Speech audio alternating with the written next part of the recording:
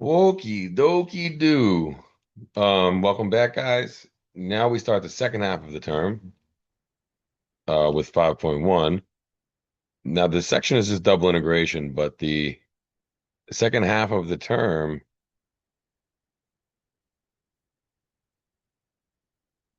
is integral calculus. And so the first half we built up all kinds of multivariable analogs of ideas related to differentiation, and now we're just going in the direction of integration. So as I do quite frequently, we're going to start with a recall.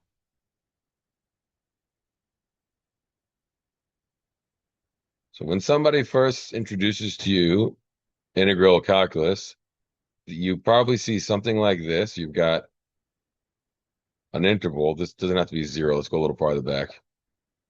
This is A, this is B, and maybe they ask you the question, what is the area under this curve? This is kind of the natural way to introduce integral calculus to somebody. Well, the slanted lines are misleading, right? Somebody eventually says to you, well, we approximate it with a whole bunch of little rectangles. So maybe boom, boom, etc. Dot, dot, dot. And well, if I add up all of these areas, which I can calculate because these are all just rectangles, do I get the area of the under the curve? No, but it's close. And then somebody's got to show you what a limit is. This is one of the fundamental reasons why we care about limits. And then they show you something like this. You sum from maybe I equals 1 to n, all of the areas of these rectangles. So you would sample the function at some point fxi. That's like the height. Whoops. At some value xi. And then there's also a width to your rectangle, a delta xi. And oftentimes all of the bases of the rectangles are chosen to have the same width. So we can just say delta x. It doesn't change with I. And if this limit exists, regardless of the choices of points you take, blah, blah, blah, then this number is given a name. It's the integral from a to b of f of x dx. And it can be interpreted as the area under that curve, right? That's what integral calculus basically is in a nutshell. And then there's techniques for learning, well, how do we circumnavigate this? We can use the fundamental theorem of calculus, blah, blah, blah, blah, blah. But that's the basic idea. Okay, mimicking the ideas there to develop a basic notion of integration in two dimensions. So we can just go with a rectangle for now. Whoops.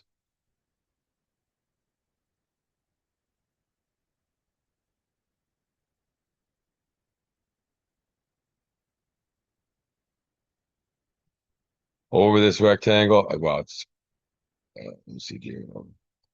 Um, Over this rectangle, put some function. Let's do, for the sake of the drawing, maybe something like this.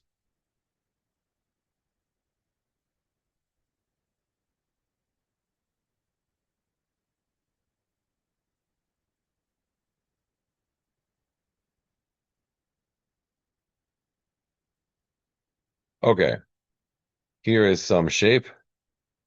It starts to curve up as it comes toward us.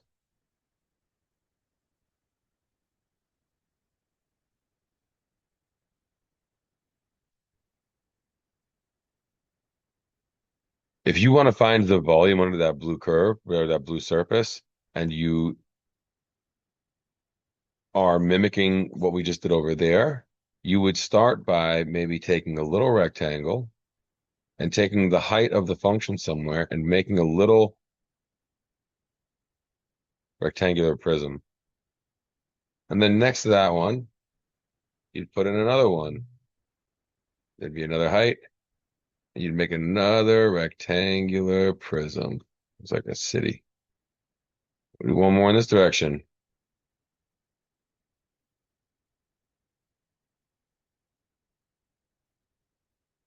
If you make them uniform to make my sketch a little simpler, every single one of the bases is the same, right? There's a delta x, which is like the how much you change the x coordinate, and there's a delta y, and the product of the two is a little bit of area. They call this delta A, and it's just the product of the two.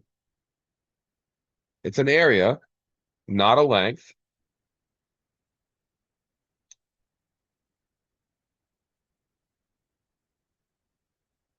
And so when you multiply it by a height, you get a volume. You have to sample points. So you have to have for every single one of these little squares, you've got to have a point where you choose the value of the function. So let's say an xi, so that you can have a height f of x. Idiot Mike. A point xi comma yi. It's a point in two coordinates. Xi, yi. And then the height of that rectangular prism is the function evaluated at the special point you chose.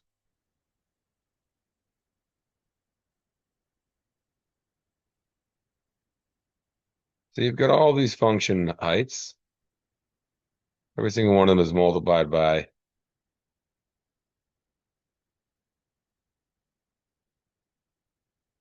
an area, and you want to add all of them up. Now I'm going to say one more thing.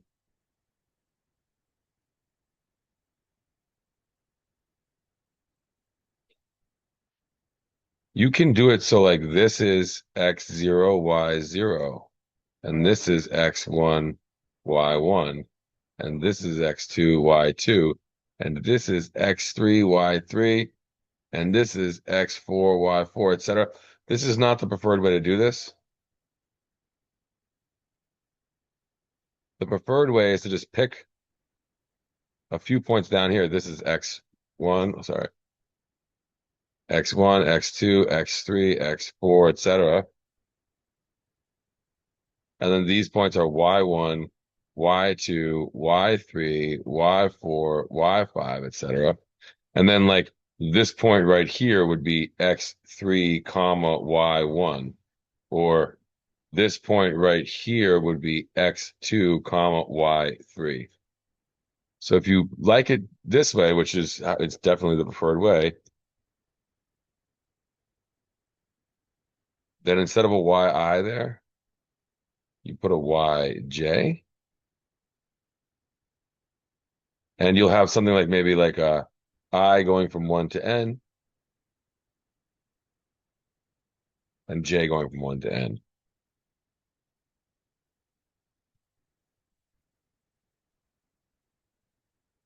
Let's assume again that this limit exists. We'll give it a name.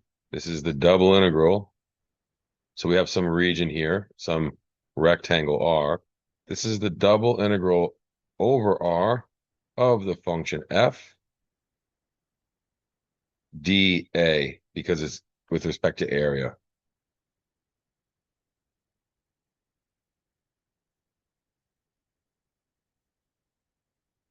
So just a review, for any surface that I've drawn, kind of like the one I've drawn here, if you can fit very thin rectangular prisms under it in such a way that when you add up all the volumes, a limit starts to appear as you choose smaller and smaller volumes. Whatever that limit starts to look like, if you can actually calculate it, that's the volume underneath the surface.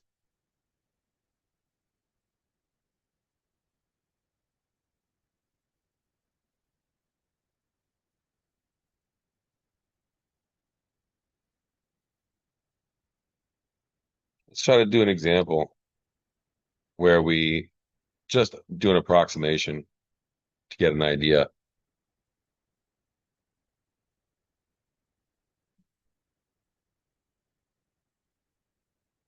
3x squared minus y. So here's a function, f of x, y equals 3x squared minus y. They give us a region 0, so R 0, 2 cross 0, 2. It's going to be quite similar to the picture that I just drew. So maybe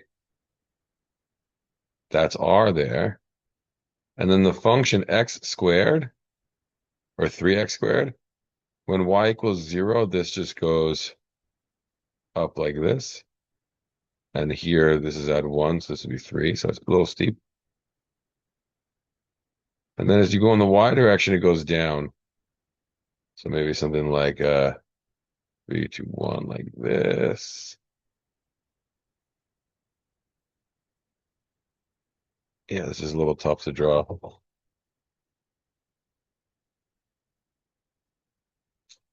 Um, I've chosen a bad angle to draw this from. So on this side, it looks like this.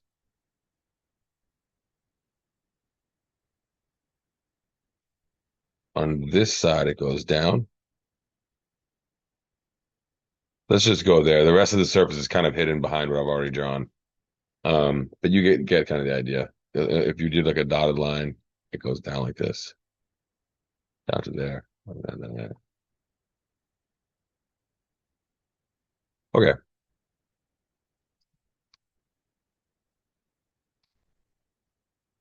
Problem continues.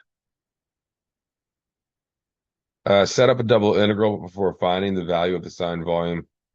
Divide R into 4 squares. Let's just get this done. 1, 1, 2, 1, 1, 2, 2, 2.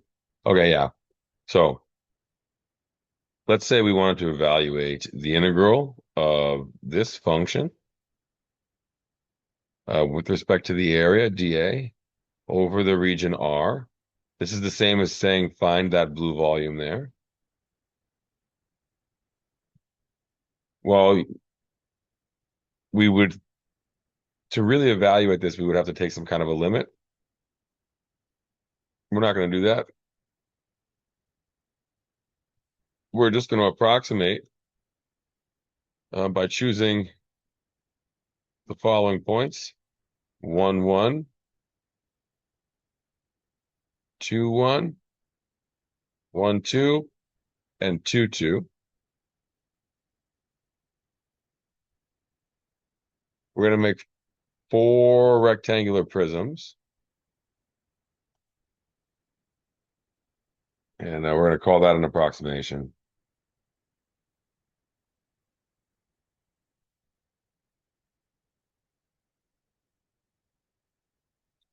Okay, let's go for it. Well, first off, delta x is equal to, well, if this is 1 here, and this is 2, and this is 1, this is 2, delta x equals 1. Delta y also equals 1.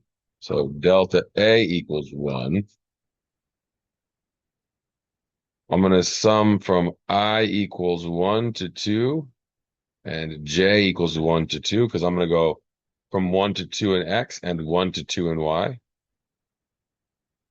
I'm going to need, well, I'll write out this first. I need dA and I need to sample f. Yj, excuse me.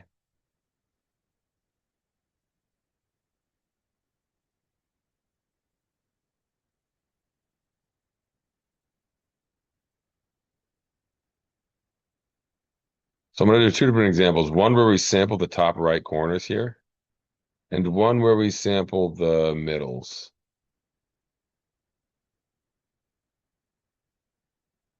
Let's go for it.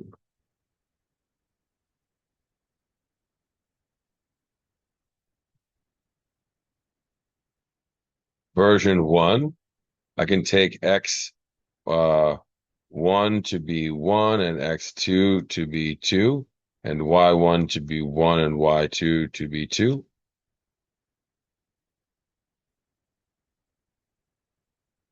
And then version 2, we'll take x1 to be 1 half, x2 to be 3 halves, y1 to be 1 half, y2 to be 3 halves. We'll just be very clear about this. This point here is 1 half, 1 half. This is 3 halves, 1 half. This is 1 half, 3 halves. This is 3 halves, 3 halves.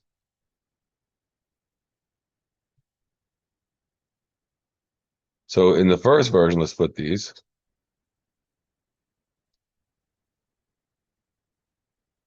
I would say that the double integral is approximated by this summation, which is equal to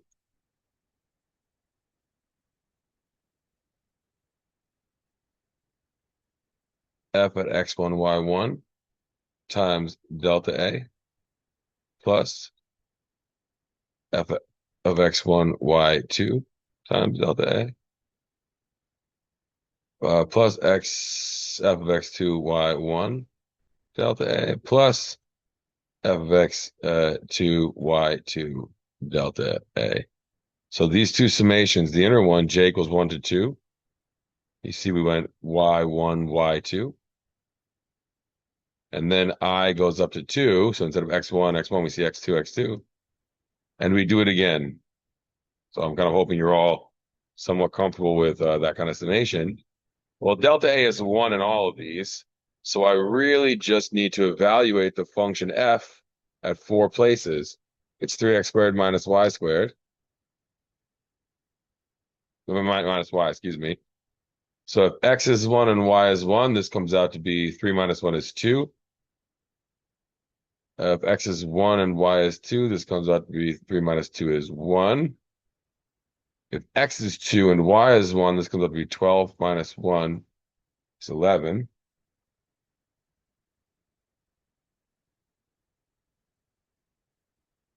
And if x is 2 and y is 2, this is 12 minus 2 is 10. So 21 plus 3 is 24. So that's one approximation for the integral, the area under the curve, or under the surface. Let's do it again for a different set of points. So this part here copies exactly the same. I don't want to write it again. Your delta A is the same. The base area is the same for all of these rectangles on this side. We're just using different heights. Heights coming from evaluating at these new coordinates. Again, delta A is 1, so this just comes out to be the sum of f evaluated at these 4 points.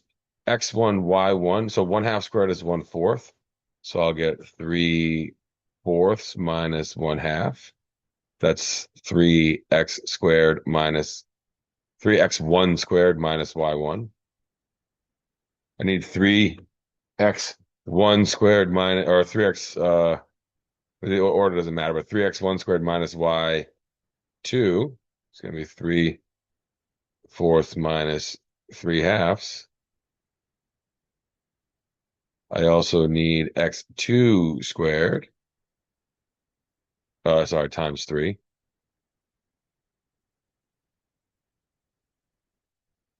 Minus y1. And then I need 3x2 squared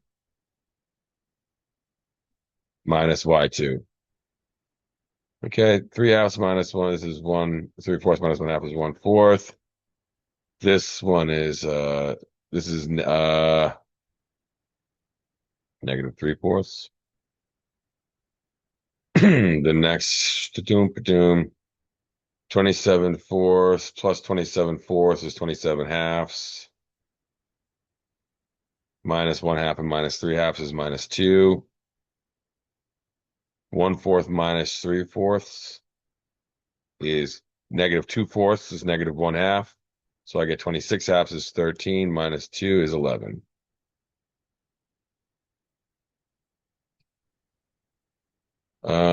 Negative 1 half, 26, 13, but yeah. Okay, so take a moment. These approximations are nowhere near each other. Why is that true? Yeah, we didn't we only used 4 points, right? So the values can differ quite a bit. There's a lot of space between the two different point systems that we sampled from. If you had gone in there and thrown in 100 little squares everywhere, then whether you sampled from the midpoints or sampled from an edge, you get roughly the same numbers. Okay, so As always with um, these calculus lessons, you start by learning how something is defined, right? We're telling you that the real meaning of an integral, at least for these courses, is it's a limit of these Riemann sums. So here's the integral. We're just saying this is equal to this limit if this limit exists. And then we do a little exercise. We make you calculate one, one approximation. I'm not going to do the next part, but we could also make you take some limits to work out some specific examples of integrals. That no matter what happens, ultimately we want to get around having to ever do this stuff again. We have all these little tricks. And so those exist here too.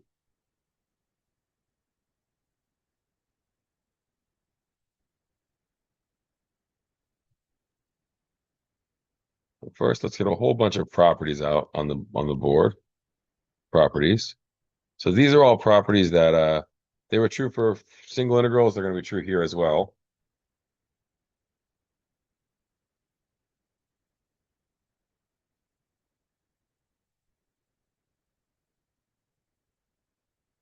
Assume you have two functions, one function f, and you integrate it over a region, and you have another function g, and you also integrate it over the same region, and both of these numbers exist, both of these numbers exist and are finite. So no infinite integrals. Then a bunch of things are true.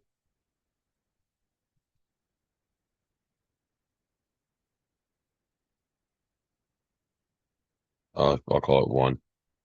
If you integrate the sum, oops,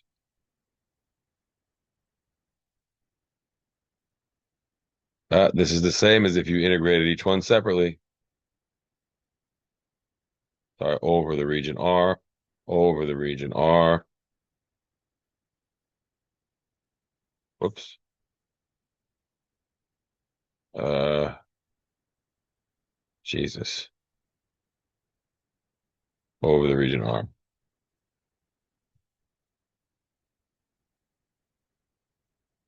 Hope that one's not so surprising.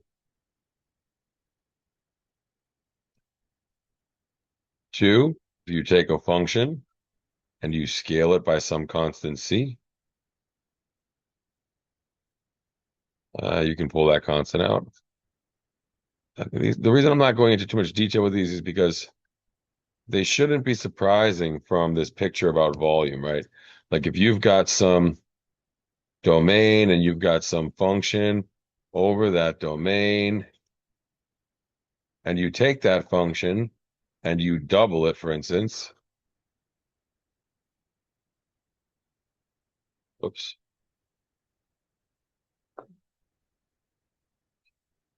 Right? So you consider the function that's twice as tall everywhere. Of course, you're going to get twice as much volume, right? You've just doubled the heights everywhere, it doubles the volume.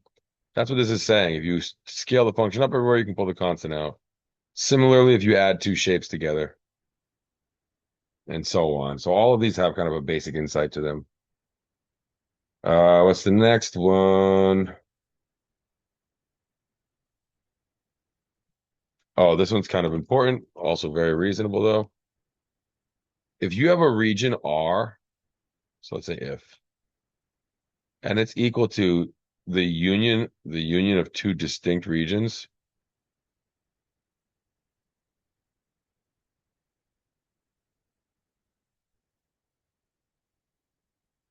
Hope that makes sense. So R is equal to S union T, where S intersect T is 0. So let's say maybe this is R here, and maybe this is S and this is T. S and T do not intersect, but their union is all of R.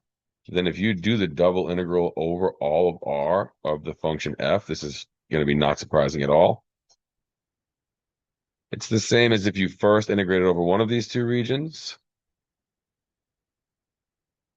and then added in the integral resulting from the integral over the other region.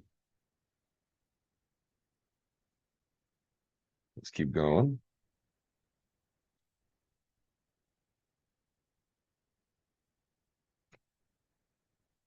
If a function is bigger than another function at all points,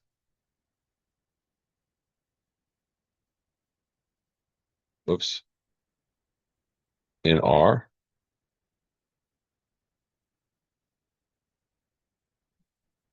then the double integral over R of that function is bigger than the double integral over R of the other function. And one more, it's kind of the same thing. If your function is bounded from below by some little number m, and from above by some big number m, then, oops, then little m times the area of R is a lower bound for your integral.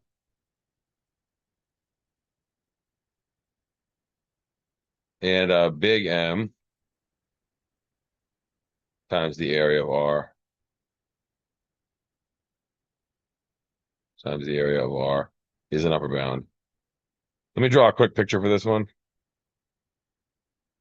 So let's say your function looks like maybe this, right? So the volume is under this purple shape here. Well, it looks like it's bounded from below by maybe that blue dot right there. So the rectangular prism, from using that blue dot as the height, what's that volume there? Well, that volume is equal to that little height, let's call it little m, times the area of the base. And then go on top. Let's say, for instance, you had a different height, like up here. Call that big M. And big M is bigger than the purple function everywhere. Then, of course, this big volume here, which is big M times the area of R, is bigger than the integral, right? And there's one more, I think.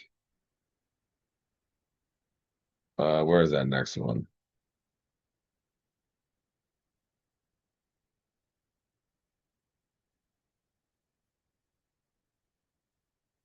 Yeah, this one's kind of a big one too. I'll draw a picture for this one as well. 6. If your function is actually the product of two functions, let's say g of x and h of y, where this is just a function of x and this is just a function of y. Before I say the conclusion, definitely let's draw a picture for this one. So let's say that the function f of xy is equal to like 1 minus x times 1 plus y, maybe. Here's x, here's y. Watch what happens. Well, when y equals 0,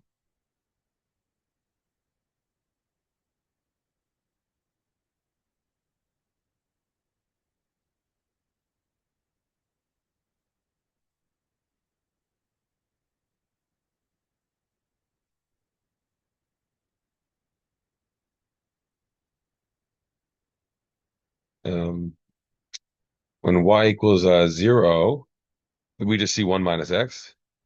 But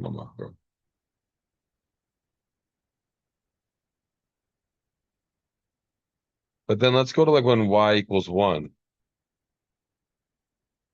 Now it's 2 times 1 minus x.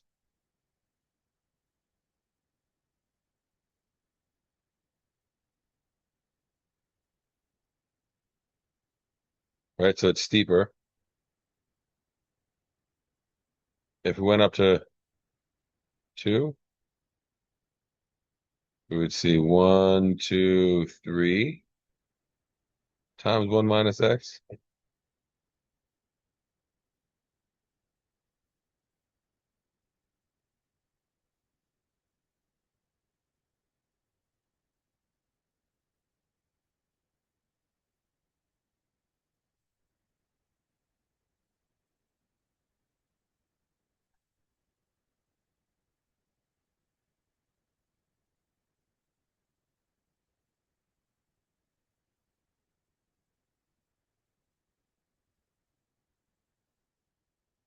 It's going to turn out that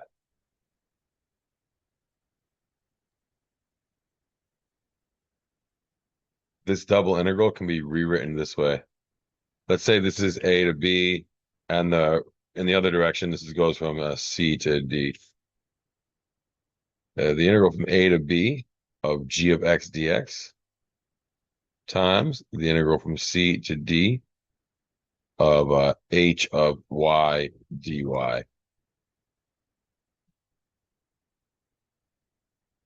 Oops.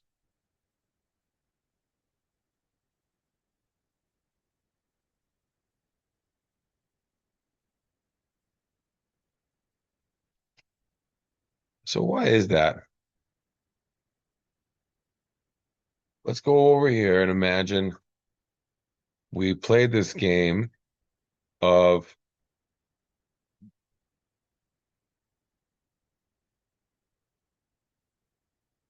making a whole bunch of little rectangular prisms. In the first case, the heights we would see would all look like this.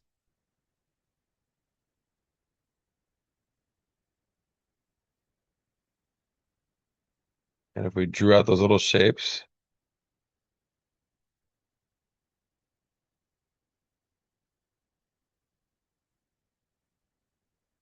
right? All of those right there would look like this.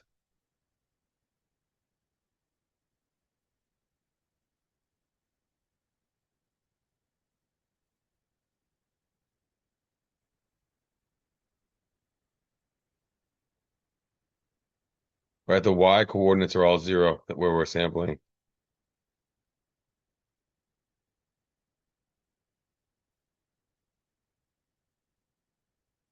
So we would be seeing all these functions, g of x times h at 0. That's just a constant that comes out, and we see h of 0 times, there it is right there.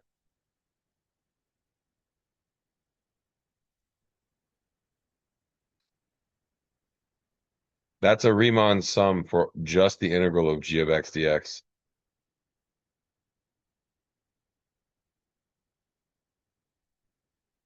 So if we rewrite it this way, we're going to see this.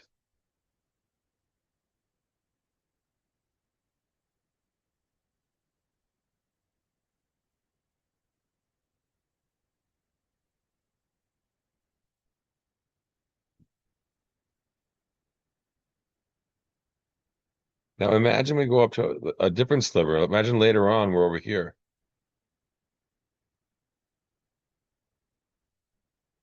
And we were building the rectangular prisms over here. Why are they all taller?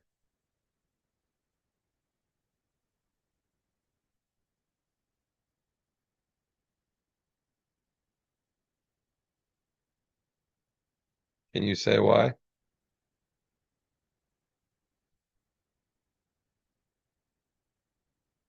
Because now we're summing, let's say f of xi, where y is 1. Whoops. And that looks like the sum of g of xi times h of 1. And h of 1 is bigger. H of 1 is 2, right?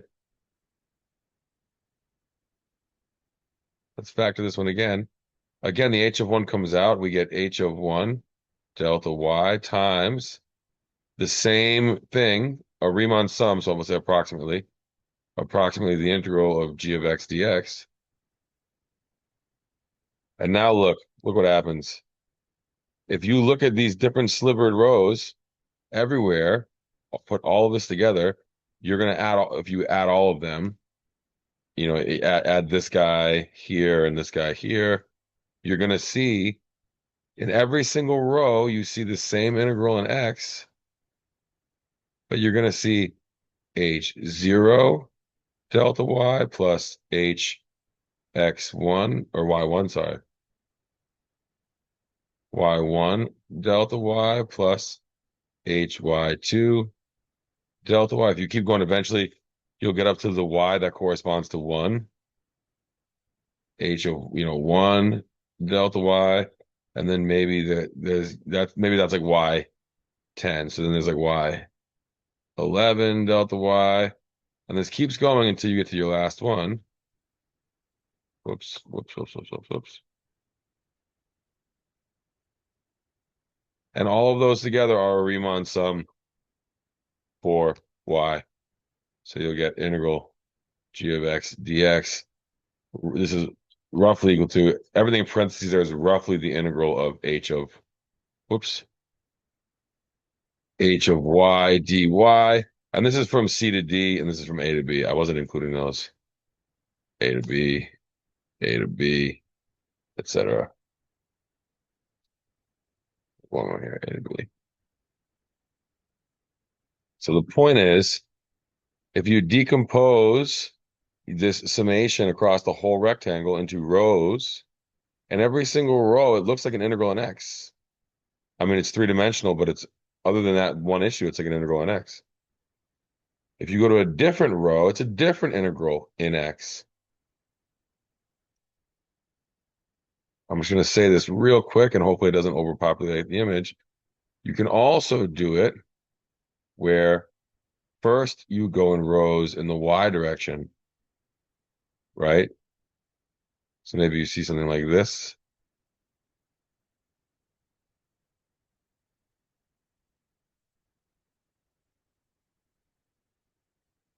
And you would get all these prisms in the y direction.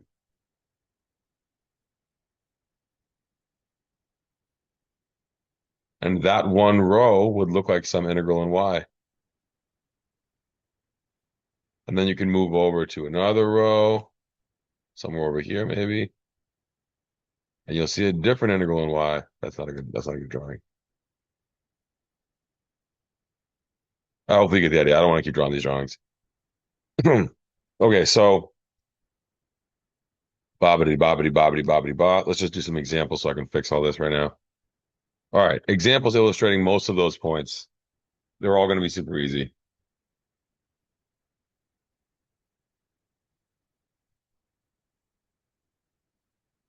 Oh, wait, sorry, one more thing.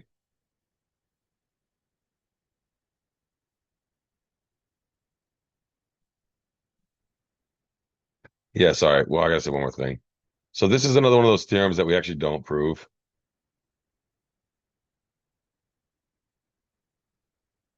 They call it Fubini's theorem. It's going to be a more general version of this last property up here, number 6.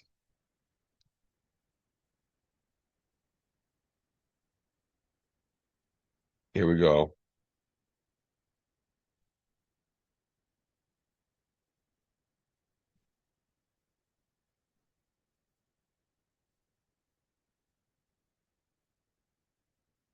If this function is integrable, if the integral exists and is finite, then instead of evaluating this double integral over, let's say R, if this is for a rectangular prism, A cross B, whoops,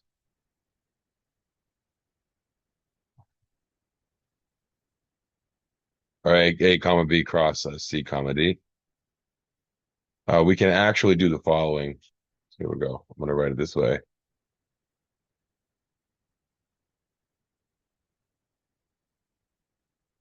Whoops.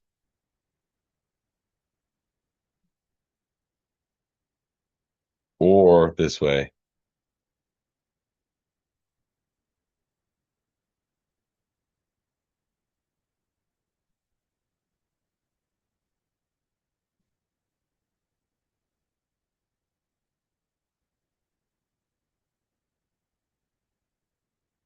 So even if the function f doesn't split as a product gx and hy, here we go.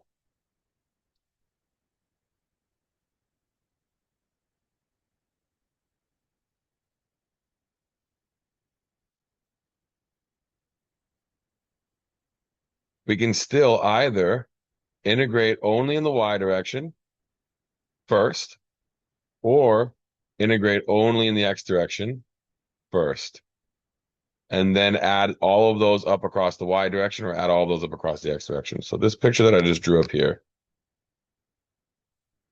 right here, if you go across the x direction first, you see an integral just in x.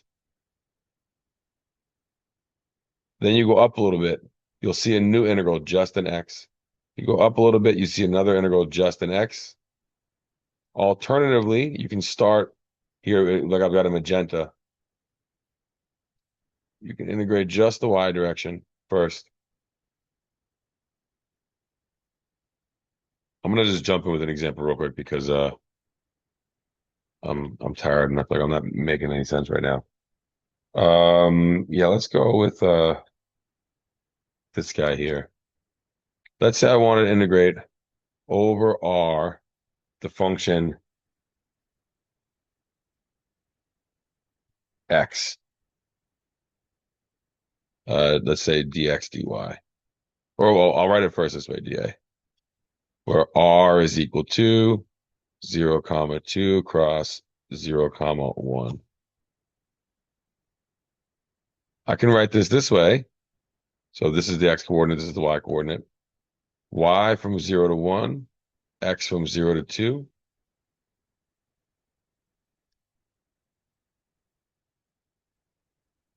So the way we've written this, first, we've got something in x.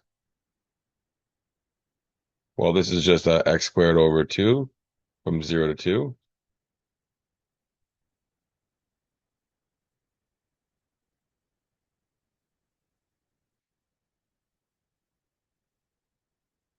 That's just 2.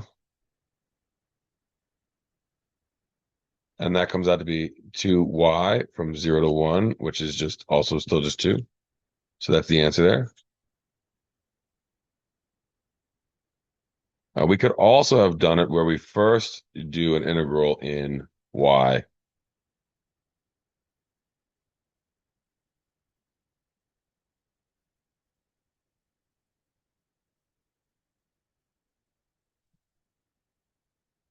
Just like with multivariable differentiation, if we integrate with respect to y, we're moving in the y direction.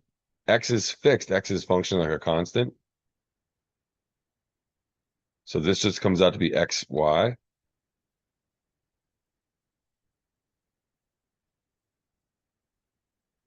Right? If you integrated 2, you would get 2y. If you integrate 3, you would get 3y.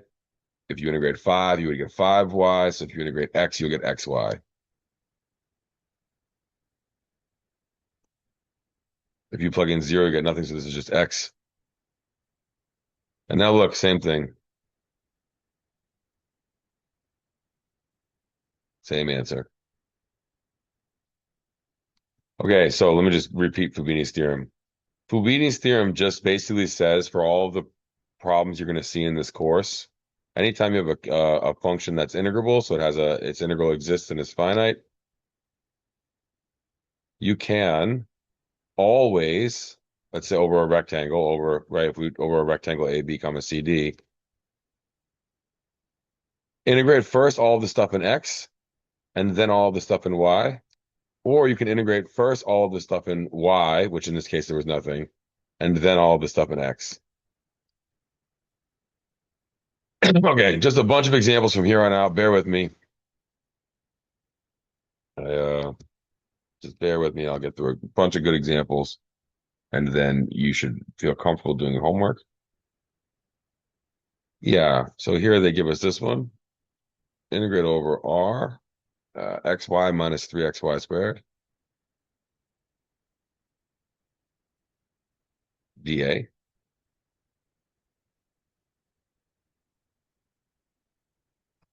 And r is this rectangle.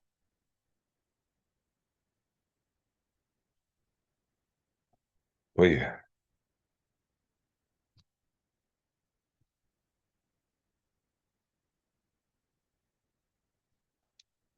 all right.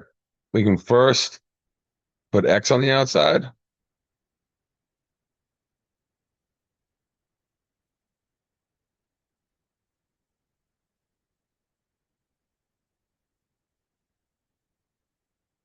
So I'm choosing to go up my rows in y first, or my columns in y.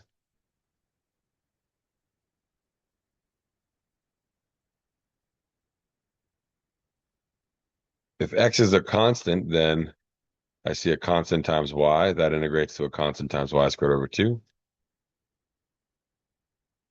3y squared, that integrates to y cubed.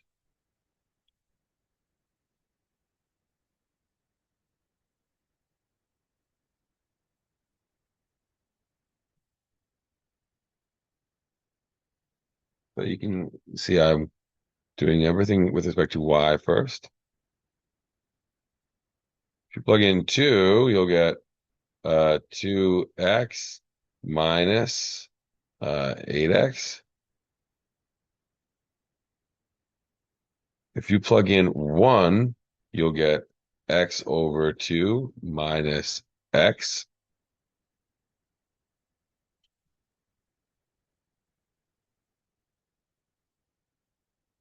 What is this the same as? Negative 6x plus x is negative 5x, which is negative 10 halves and negative 11 halves x. Minus 6x plus x is minus 5x minus x over 2. Yeah.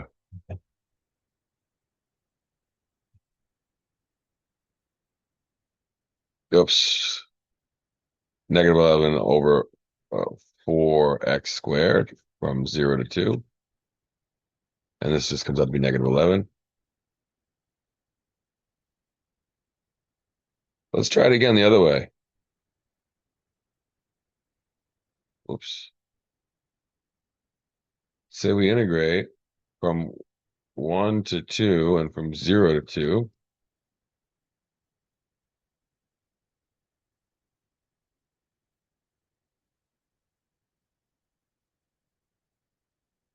So now we're doing everything with respect to x first.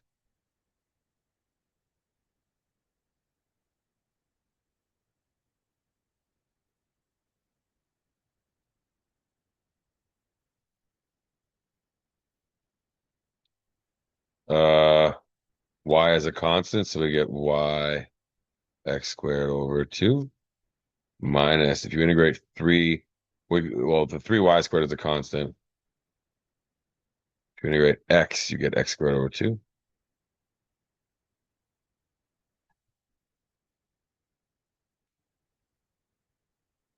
Here is everything uh, integrating with only respect to x.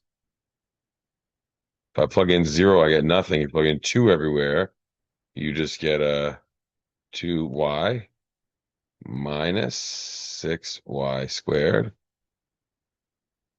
And then this is, if you integrate this, you get y squared minus 2y cubed from 1 to 2. Hopefully we haven't made any calculation errors. This is 4 minus 16 minus 1 minus 2 is a negative 12. 1 minus 2 is negative 1. Negative, okay, beautiful.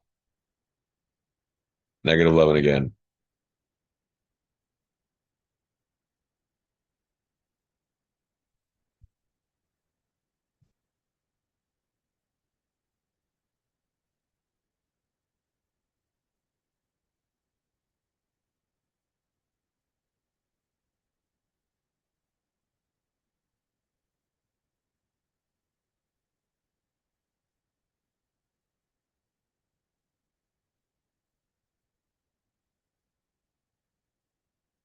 Yeah, here's an interesting question.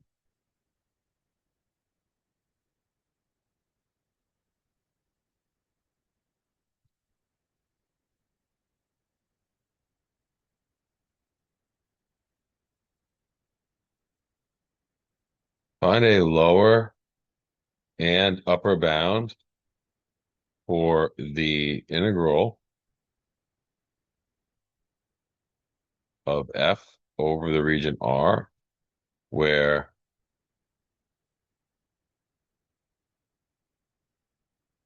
f equals x squared plus y squared,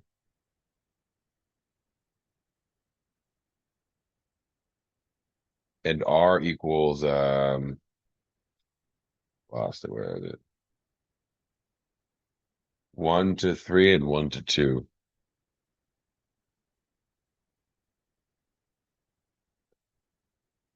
Okay, hopefully it's clear. The smallest that f can be on this region is 2, 1 squared plus 1 squared. And the biggest it can be is 9 plus 4 is 13.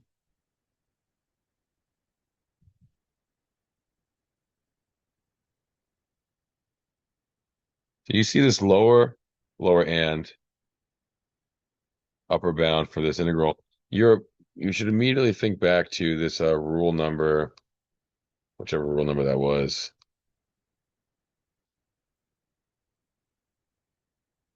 Number 5 here,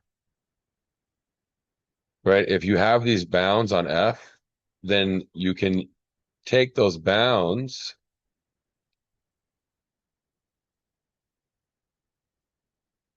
right? If x goes from 1 to 3 and y goes from 1 to 2, you get this rectangle here. And on that rectangle, the function is never less than 2. Whoops. So that volume there is a lower bound for the actual volume of the integral.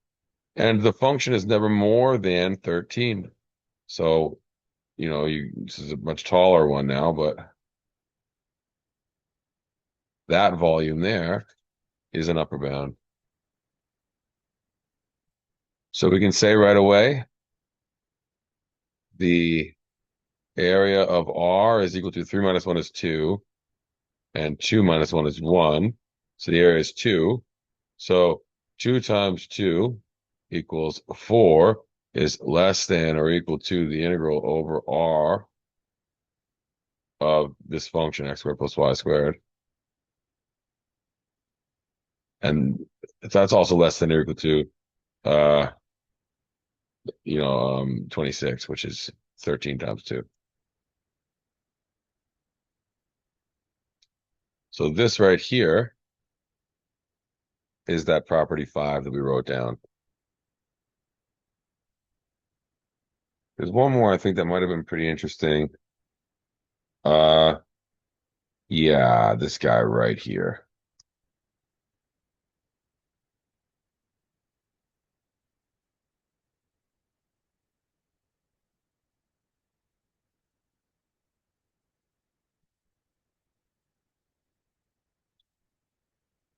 Let's try to integrate uh over the region R this function x sine of xy dA, where R is 0 to pi and 1 to 2. So it's still a rectangle. It's 0 to pi in x and 1 to 2 in y.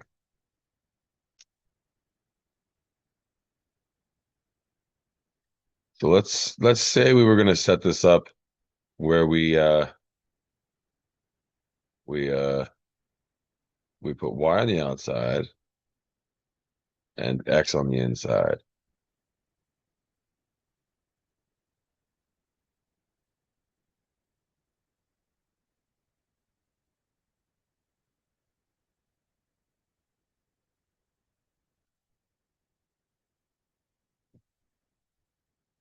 Can we integrate that there?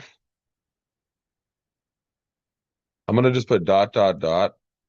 You can, right? You can use integration by parts to try to reduce the power of the polynomial to get something simpler. But let's go instead and try the other way because we know they're equal. So let's say we have x on the outside and y on the inside.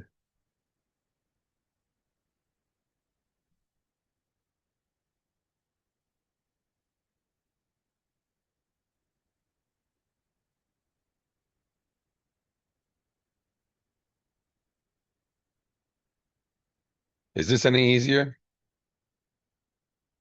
This order? Yeah, if x is a constant, then the integral of sine of or the there's a u I'm just gonna write this real quick. There's a u substitution here, right? So you take u equals xy, and then du equals x dy. Remember that x is a constant, right? And so therefore, this is equal to the integral of the sine is the negative cosine.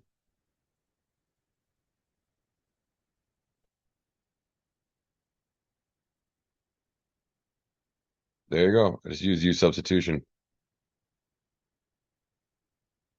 Right? If you differentiate that, the derivative of the cosine is the negative sine. So we get back a positive sign.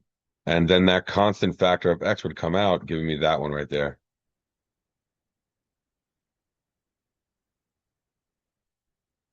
And just do one more line here. 0 to pi. If you plug in 2, you get negative cosine of 2x. And then we flip the sign. If you plug in y equals 1, you just get cosine of x. So we can continue, but just pause for a moment and observe.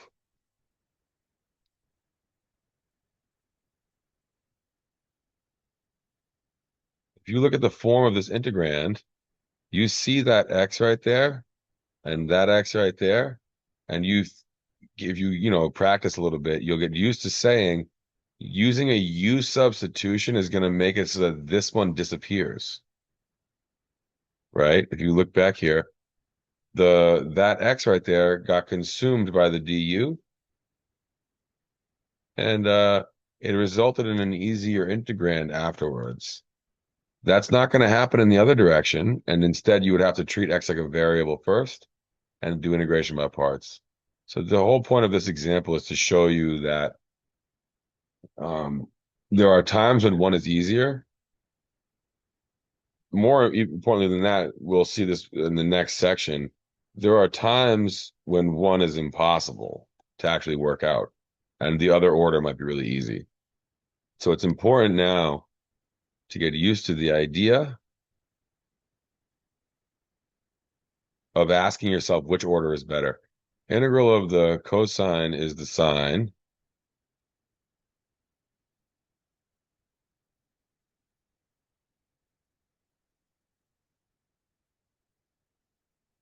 There you go. Sine of 0 is 0. Sine of pi is 0. These are all 0, right?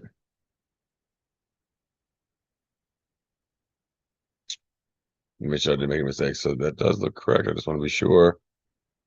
X sine of X. Uh, Hold on a second.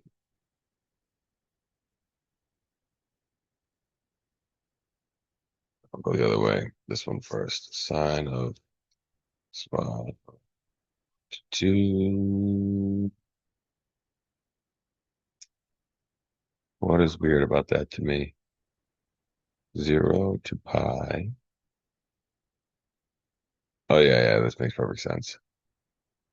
Okay, yeah, I believe it. Yep. Sorry, I just wanted to be sure for my own sake. All right, if you plug in pi, sine of 2 pi is 0. Sine of pi is also 0. Then you also plug in 0, you'll get sine of 0 is 0. Again, sine of 0 is 0, just comes out to be 0.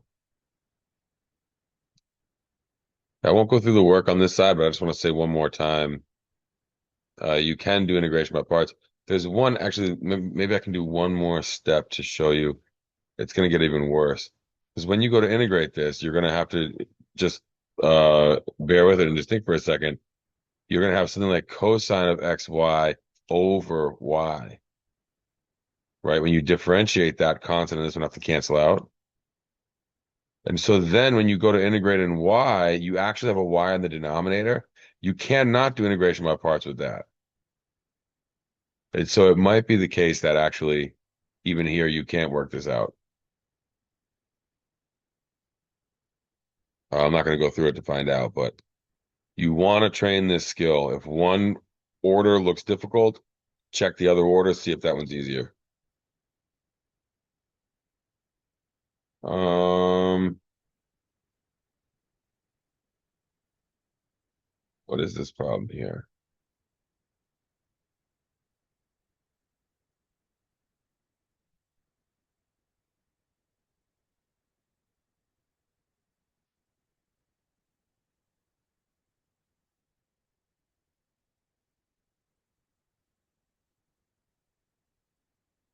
Yeah, it looks like I'm missing the beginning of this problem. But let's try this one here. We'll do one more for completeness, and you guys will have seen loads of examples. All right, one more example. Z equals 27 minus 2x squared minus y squared. R equals, I think it's 0 to 3, 0 to 3.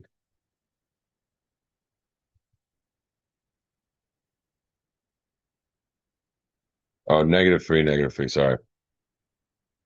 -3 to 3.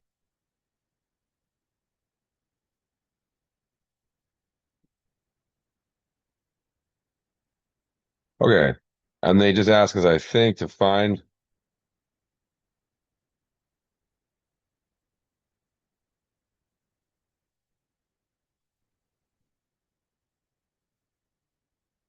one second, guys.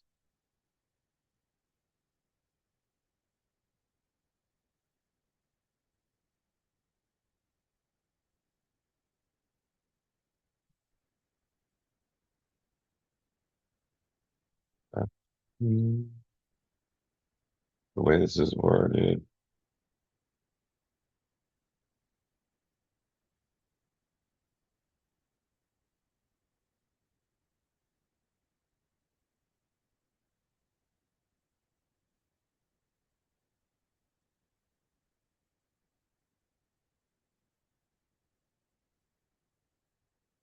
Okay, so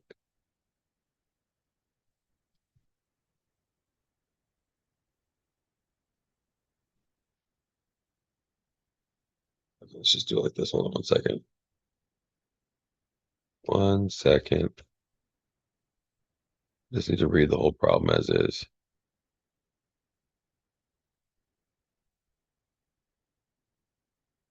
So why are you mentioning?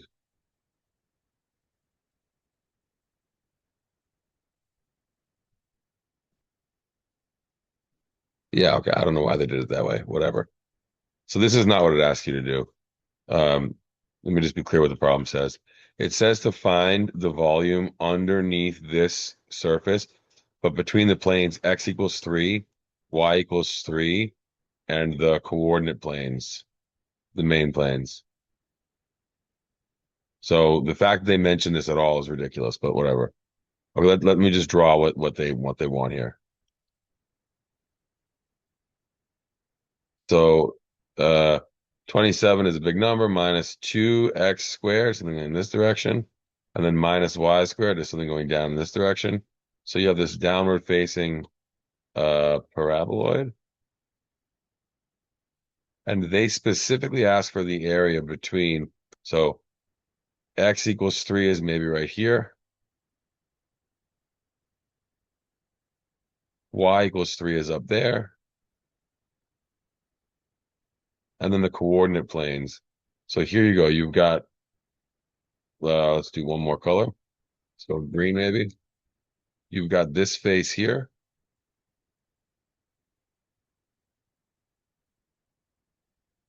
You've got, let me just double check here. If you plug in 3 squared is 9. 9 times 2 is 18. So it exactly hits 0 right there. So it goes down like this. You've also got it on this side. And then that goes down as well. So there's a region here, and it's not -3 to 3, -3 to 3. It actually is 0 to 3, 0 to 3. So I don't know why they show a graph of this of -3 to 3, but we want x to go from 0 to 3, and we want y to go from 0 to 3. So that was a long roundabout way of saying they want us to evaluate 0 to 3, 0 to 3, 27 minus 2x squared minus y squared. We can do either order, dx, dy. It's symmetric almost. So either order is going to be fine.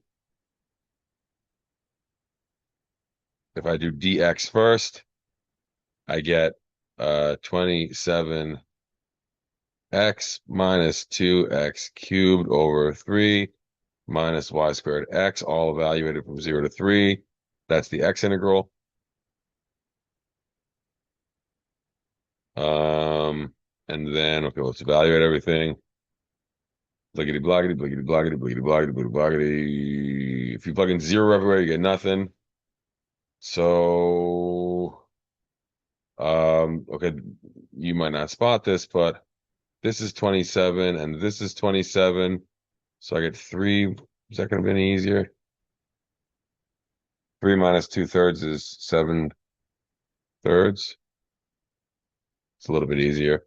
Minus 3y squared. But if you plug in 3 everywhere, I get 3 times 27. Here, I'm also going to have minus 2/3 times 27.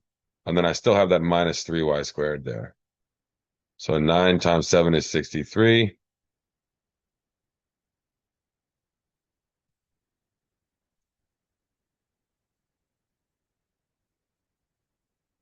A little further. 63y minus y cubed from 0 to 3. 189 minus 27 equals 89, 79, 69, 62. We just double check all that. 0 to 3, 0 to 3, 27 minus 2x squared minus 2y squared, or minus y squared. That looks good. Integrate x cubed over 3x and x. That looks good. 27. 3 is 9/3, 7/3. 7 times 9 is 63. Minus 3y squared. That looks good. Integrate y. That looks good. 3y squared goes to y cubed. And you plug in 0, you get nothing. So you just evaluated 3. 189 minus 27. Yeah, okay, good. Perfect. All right, let me just apologize here, guys. I've got a whole bunch of things I was doing today. Obviously, I'm getting to this lecture really late. And maybe you can tell I'm incredibly tired. But um if you have any questions, please come to office hours. Please try the homework sooner rather than later so that you can know if there's anything that you're having trouble with. I imagine most of you took today just to work on the midterm anyways, even though it's not due until tomorrow. And I'll make an announcement today to update with where the course is going for the next 2 weeks because we're already more than halfway done. All right, thank you guys.